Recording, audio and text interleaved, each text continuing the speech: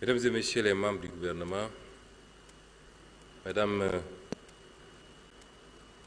Monsieur le gouverneur, dans mon discours est écrit Madame le gouverneur, Messieurs les présidents du conseil départemental, Monsieur le maire de la ville de Dakar,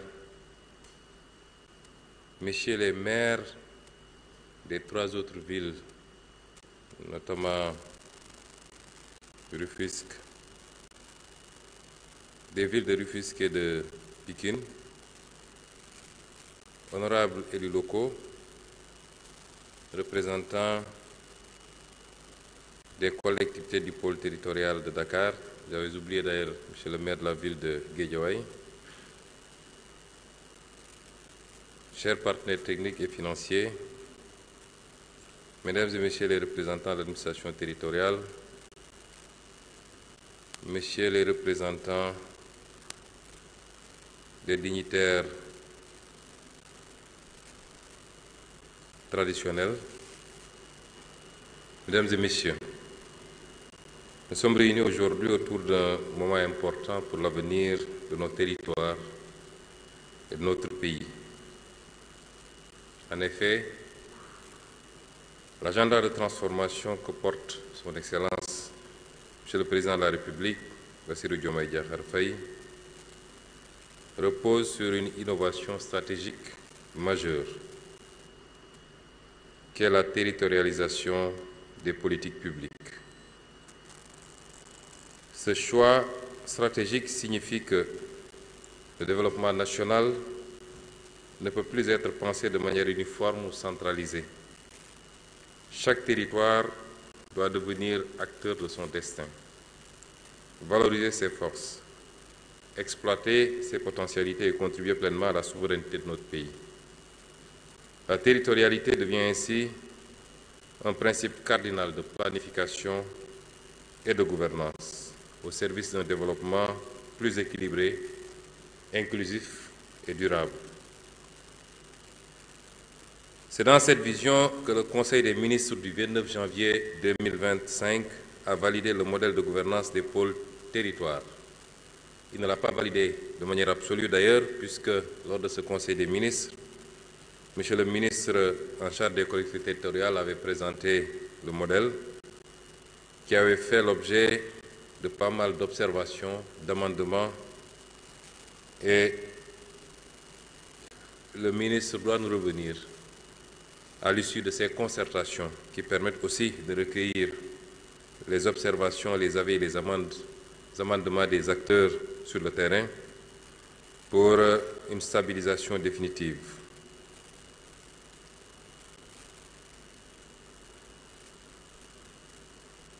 C'est donc dans cette vision que le Conseil des ministres du 29 janvier 2025 a entendu organiser reprendre la nouvelle organisation territoriale autour des pôles, chacun doté d'une structure qui pourra prendre l'appellation d'établissement public territorial ou de toute autre appellation que nous jugerons utile, et doté d'un organe sous forme de conseil certainement, qui permettra d'assurer le pilotage. Cette décision du Conseil des ministres donc ouvre la voie à une gouvernance locale forte et résolument tournée vers l'avenir. Sur instruction du chef de l'État et sous notre supervision, le ministère de l'Urbanisme, des collectivités territoriales et de l'aménagement du territoire a engagé un cycle de concertation couvrant l'ensemble du territoire national et plaçant les citoyens et les acteurs locaux au cœur du processus de décision. Mesdames et Messieurs, ce qui nous réunit aujourd'hui n'est qu'une étape de ce processus. Et le ministère a voulu démarrer par les 7 autres pôles et de terminer par le pôle Dakarou pour ce qu'il représente.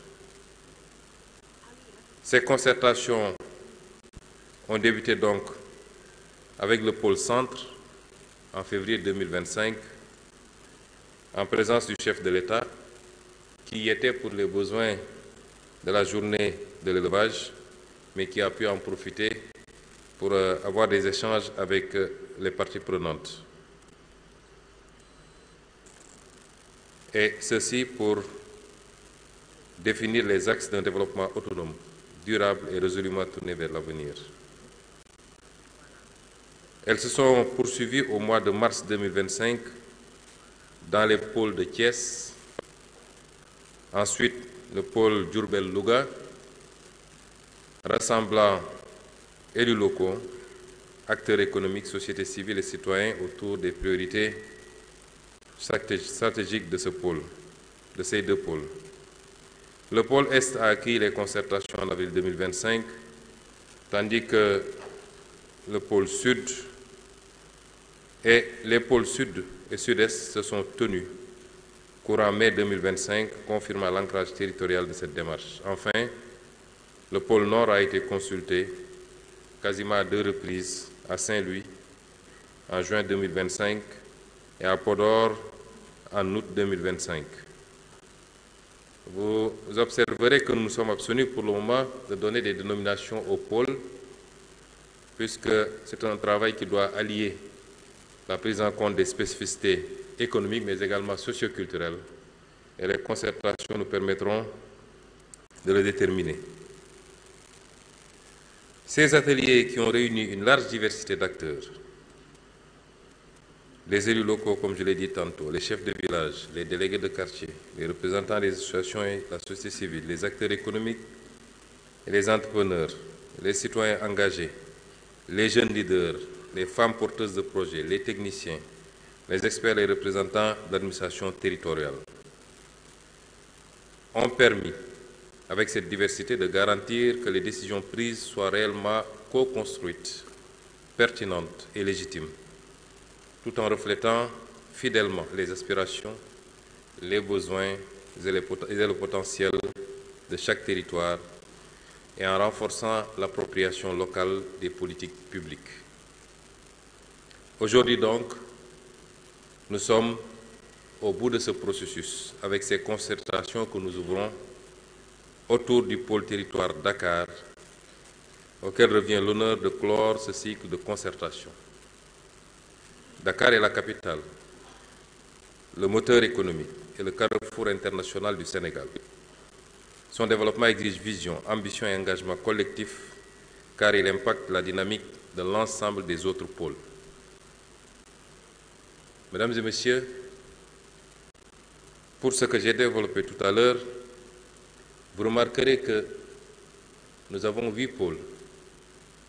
Et notre option, c'est d'arrêter de penser les autres pôles à partir de Dakar.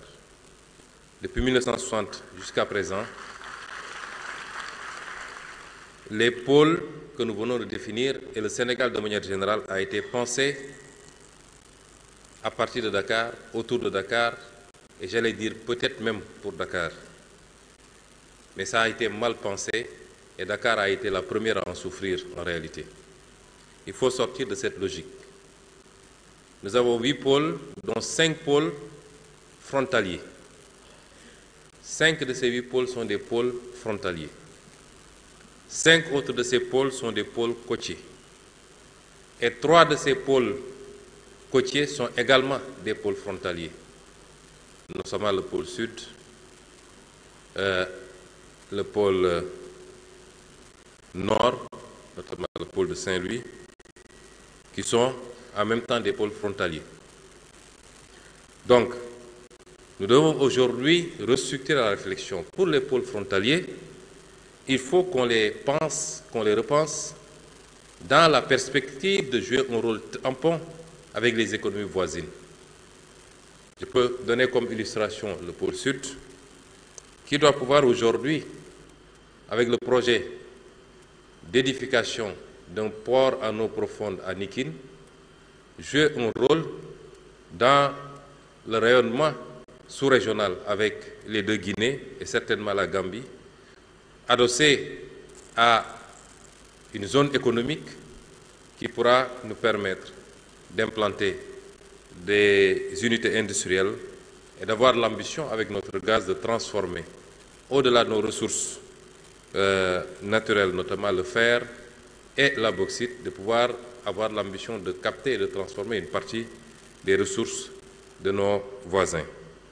Il en est de même du pôle Nord, où les deux pôles, notamment le pôle Nord et le pôle Nord-Est, sont frontaliers également de notre voisin, la Mauritanie, avec lequel nous partageons des ressources naturelles importantes, pas seulement le gaz, mais nous partageons l'exploitation du fleuve, nous partageons des terres agricoles et certainement beaucoup de ressources forfaitières de part et d'autre, et énormément, j'oublie les ressources halieutiques, et donc nous devons pouvoir repenser ces pôles, les tourner vers la coopération avec nos pays voisins, sans oublier le rôle important qu'ils doivent continuer à jouer dans le rayonnement national.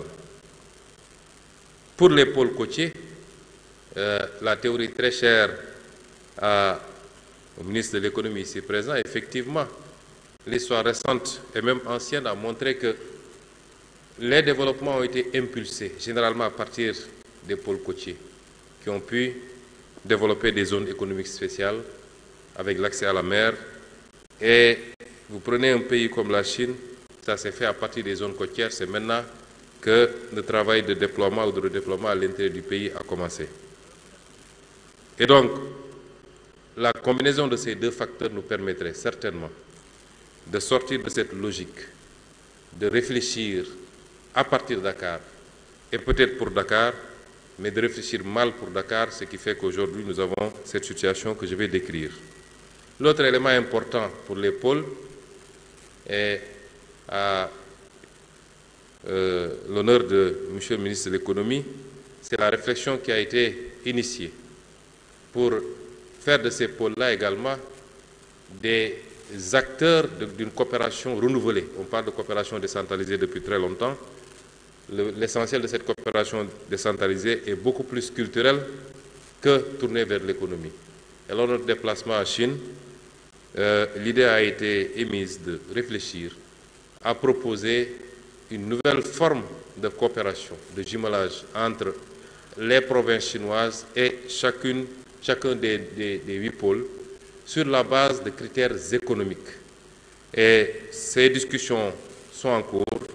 La partie chinoise étant très intéressée, on continue à en discuter et ça pourrait être répliqué avec d'autres pays pour faire de ces collectivités également des acteurs de coopération internationale, mais également des vecteurs diplomatiques extrêmement importants, d'échanges culturels, d'échanges politiques, d'échanges économiques.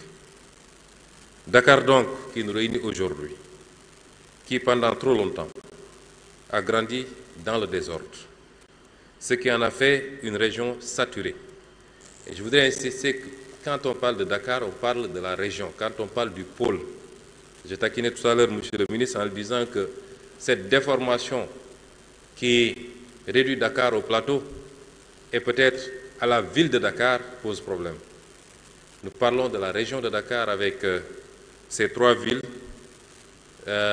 plus Kermassar qui peut valablement mériter également ce statut, l'ensemble de ces communes d'arrondissement, c'est de ce Dakar que nous parlons, qui est aujourd'hui le pôle qui nous réunit aujourd'hui.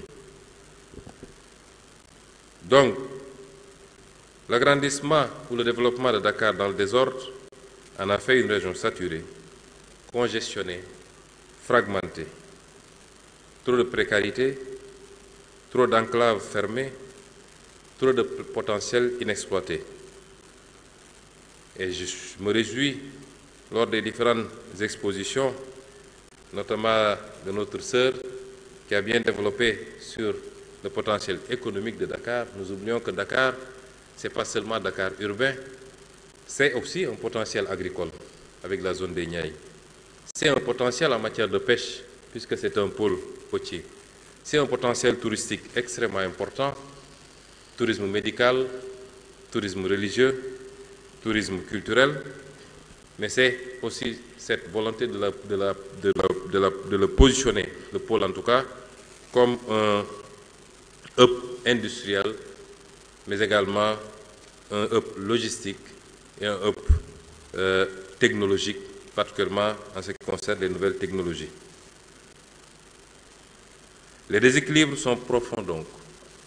La croissance urbaine est devenue insoutenable, car Dakar, c'est 4 millions d'habitants sur moins de 0,3% de la population du territoire national. C'est 100 000 nouveaux arrivants en moyenne chaque année. 45% de l'habitat est hors norme, sans plan, sans raccordement. Une congestion qui paralyse la productivité, une pénurie criante de logements, d'équipements et de mobilité. Tantôt, on a présenté les problèmes d'inondation comme étant liés à la nature du sol.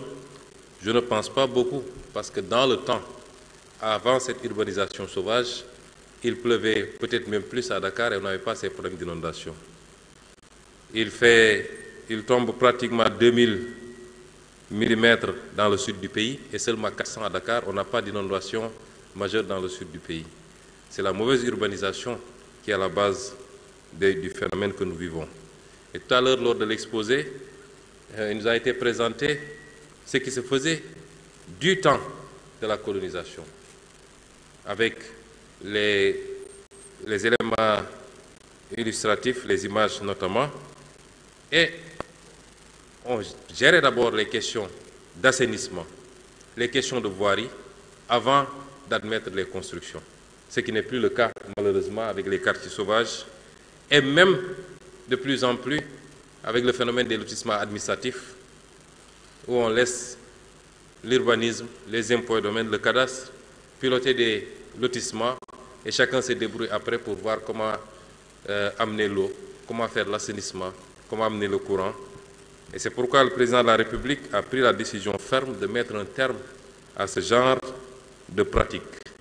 Et peut-être ça va commencer certainement sur son instruction avec Thiès Ville Nouvelle, où l'État se donnera les moyens, en collaboration avec les opérateurs privés, de gérer tous les aménagements en amont avant de passer aux constructions. Nous avons donc décidé de mettre un terme à cette situation qui peut porter le nom de situation anarchique et d'y mettre un terme définitivement. Dakar doit être digne d'une capitale. Donc ce modèle est arrivé à bout de souffle, il faut le dépasser. Dakar a besoin d'un choc d'organisation, d'un acte de refondation. C'est pourquoi le président de la République, en lien avec le gouvernement et sous l'impulsion directe de la nouvelle gouvernance souverainiste et patriotique que nous incarnons, a décidé d'un tournant historique. Je voudrais dire que Dakar Métropole, ce n'est pas une vision, ce n'est pas une projection, excusez-moi, futuriste, d'immeubles ou de gratte-ciel. Ça peut y contribuer, ce que nous envisageons de faire. Peut-être que pour des besoins d'illustration, M. le ministre a présenté des maquettes, mais ce n'est pas ça, Dakar Métropole. Dakar Métropole, c'est plutôt l'ambition de la requalification et la restructuration de quartiers et de territoires, d'abord. C'est l'ambition ensuite de l'offre de logements neufs ou réhabilités conformes aux standards minimaux. C'est la construction d'équipements publics structurants. C'est la promotion de pôles économiques, culturels, éducatifs et portuaires. Dakar Métropole, c'est aussi un projet de résilience écologique et d'équité environnementale. C'est la création de grands parcs métropolitains, évidemment la réhabilitation de certains parcs comme Anne, comme Technopole, comme Keur Massar. C'est la réhabilitation du littoral contre l'érosion côtière. C'est le déploiement des mobilités douces, transports propres, les bateaux-taxis. On a présenté tout à l'heure un projet de téléphérique Dakar-Gorée. Dakar Ville Verte ne sera pas un slogan, ce sera une réalité végétalisée, respirable et vivable. Le pôle de Dakar doit se réinventer pour demeurer un territoire résilient, attractif et capable de soutenir le développement national. Il ne s'agit pas seulement de penser la capitale comme une ville, mais comme un acteur central de la stratégie territoriale. Une métropole connectée et complémentaire aux sept autres pôles pour assurer équilibre, cohérence et souveraineté sur l'ensemble du territoire national. Mesdames et messieurs, on ne bâtit pas un pays à partir d'un seul pôle. Et tant que le Sénégal n'aura pas réussi, je ne donnerai même pas l'exemple des pays connus pour leur développement depuis très longtemps, mais je parle des pays émergents, même sur le sol africain, tel que le Maroc. Tant qu'on n'aura pas réussi à faire émerger plusieurs pôles, nous n'aurons pas été sur les voies du développement et nous n'empêcherons pas l'exode vers Dakar. Mesdames et messieurs, les prochaines étapes pour la finalisation du programme des pôles de développement sont définies avec clarté et précision.